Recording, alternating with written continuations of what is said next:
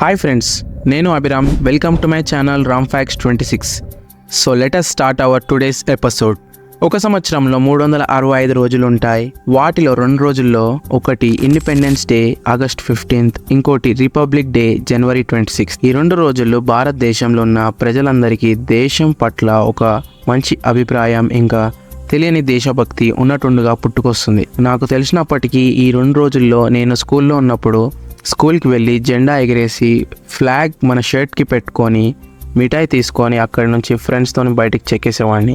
కానీ ఈనాటికి భారతదేశంలో ఉన్న చాలామంది ప్రజలకి ఆగస్ట్ 15th రోజు జెండాని ఎందుకు ఎగరేస్తారో కూడా తెలీదు.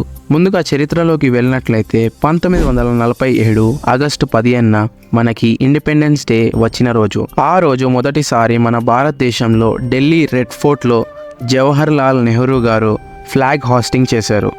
మొదటిసారి దేశానికి స్వాతంత్రం వచ్చిన క్షణాలు అవి.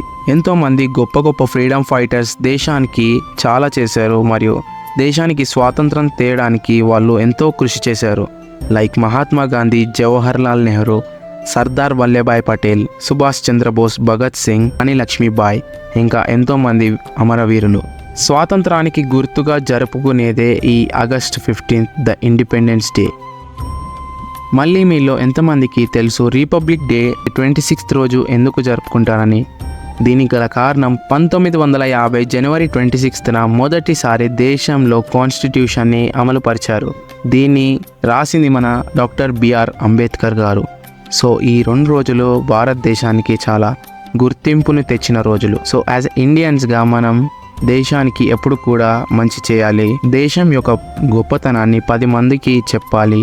సో కరెక్ట్ ఎడ్యుకేషన్ ఇంకా అవేర్నెస్ లేకపోవడంతో దేశంలో చాలా తప్పులు జరుగుతున్నాయి. సో మనం మారితే దేశం మారుతుంది అంటారు. సో మన దేశాన్ని ఒక మంచి దారిలో పెట్టాలంటే మనం ప్రతి ఒక్కరిని మార్చాలి.